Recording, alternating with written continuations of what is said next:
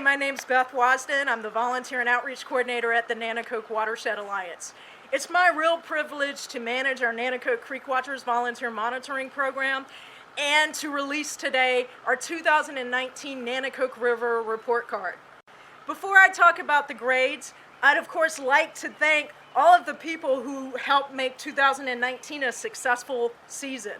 Then I'm going to just briefly talk about the parameters that we measure, and then I'll talk briefly about the grades.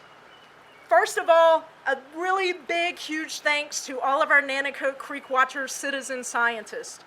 They go out every other Sunday or Monday from late March to early November, making observations about their adopted sites, taking measurements, and collecting water samples.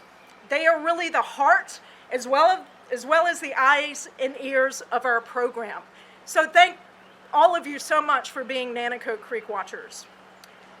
Next, I'd like to thank our major 2019 partners. They are the Delaware Department of Natural Resources and Environmental Control, Envirocorp Lab of Harrington, Delaware, and the Chesapeake Monitoring Cooperative. If you'd like to view our data from 2017 through 2019, I encourage you to visit the Chesapeake Data Explorer website. And you can see that website right below me. Now, the parameters that we measure are a mixture of lab analyzed parameters and also indicators that our creekwatchers are directly measuring in the waterways. First of all, our labs analyze our two key nutrients, total nitrogen and total phosphorus. And these are the two nutrients that they're naturally occurring, they're necessary, but in excessive amounts, they can create a lot of problems, including algal blooms. That leads to our third parameter that is analyzed in the lab, that's chlorophyll A, and that's a measurement of algal blooms.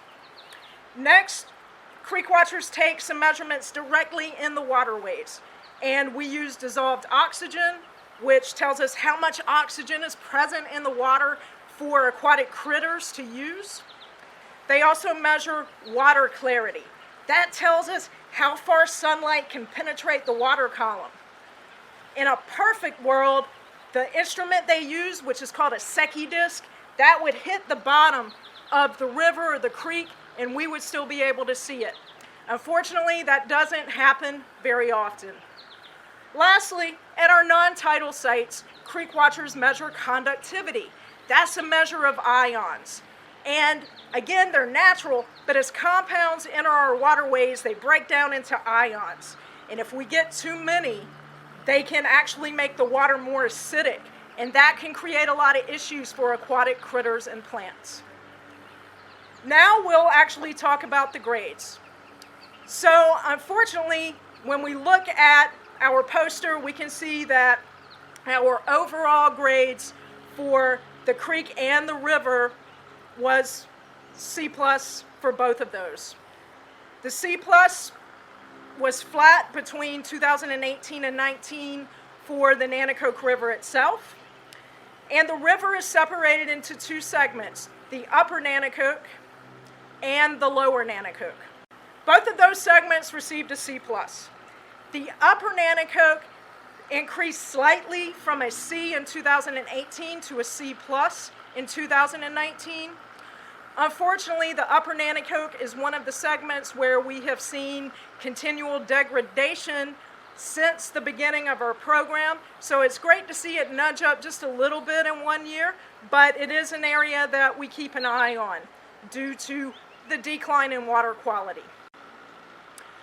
The story of 2019 really began in 2018 when we had record-breaking rainfall. And with that record-breaking rainfall, we had excessive runoff. And as water moves across our landscapes, it picks up nutrients and sediment. And all of those nutrients, all of that sediment goes into our local waterways.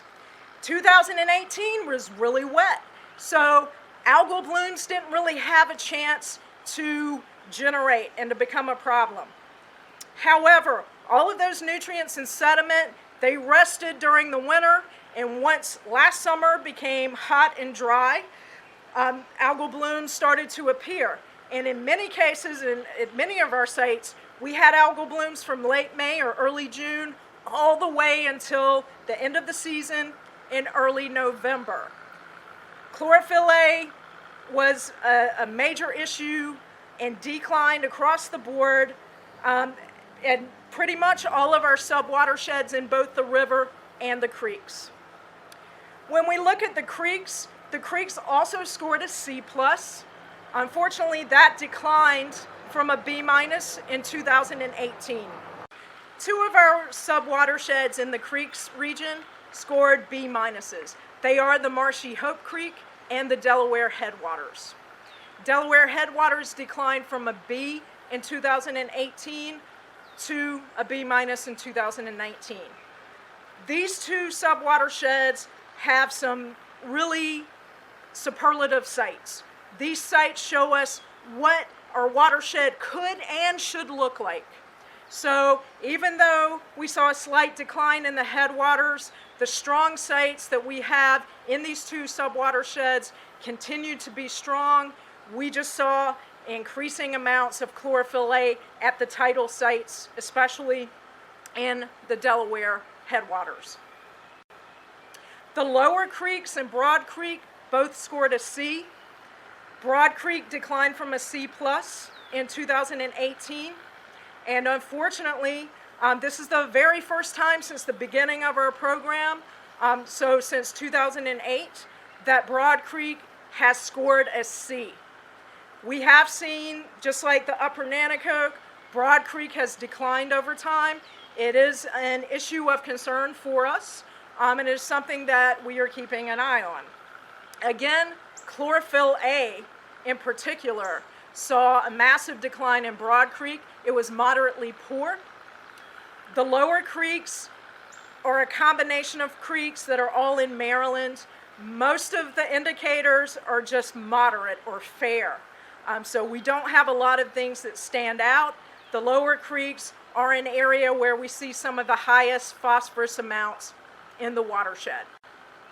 Lastly, we also monitor 4 headwater sites in neighboring Fishing Bay watershed, and we also include a Chesapeake Bay program site that is at the mouth of Fishing Bay.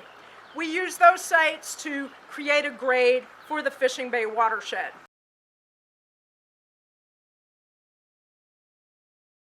It's Creekwatcher Richard Ball, and we're reporting here from the Little Blackwater River, tributary, tidal tributary, at the headwaters of Fishing Bay watershed. At this site on the Little Blackwater River, I've been monitoring for more than 12 years.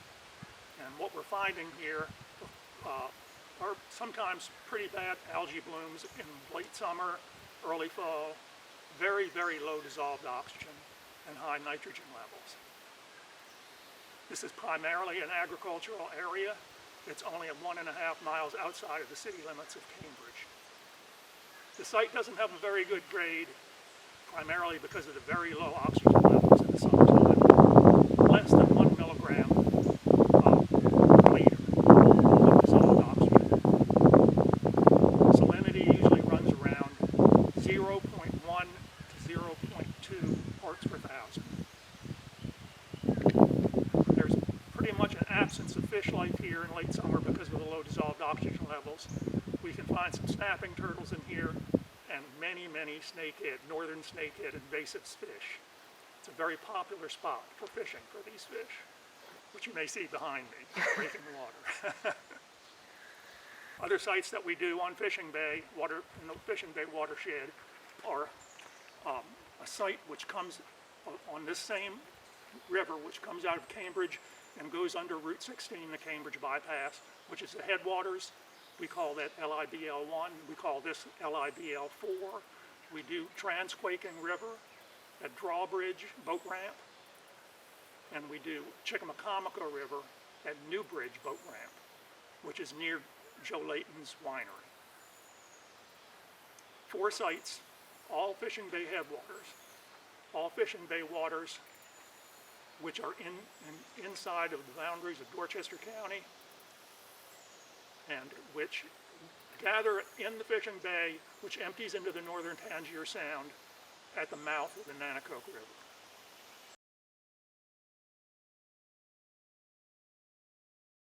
Hello, I'm Lisa Wool, the Executive Director for the Nanticoke Watershed Alliance, and we're really excited about all of our programs coming up this year.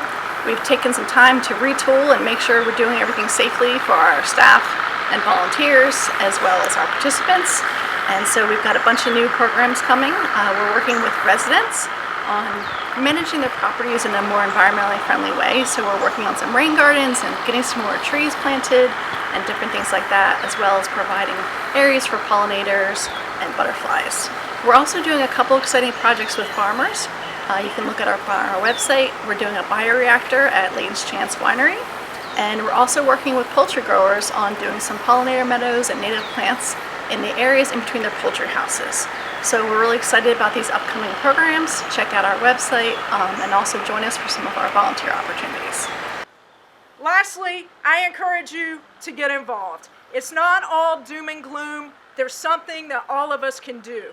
If you would like to become a citizen scientist, I encourage you to contact me at bethwasden@nanticokeriver.org. You can become a Nanticoke Creekwatcher, but if you can't commit at that level, we have a great new program, the Nanticoke River Watchers program, that follows Chesapeake Bay protocol. If you have a kayak and some time and you like to go out exploring your waterways, this could be the perfect program for you. So please contact me or check out this website for more information. Thanks for joining us today, and I hope you get out and enjoy the Nanticoke River and its waterways. Thank you.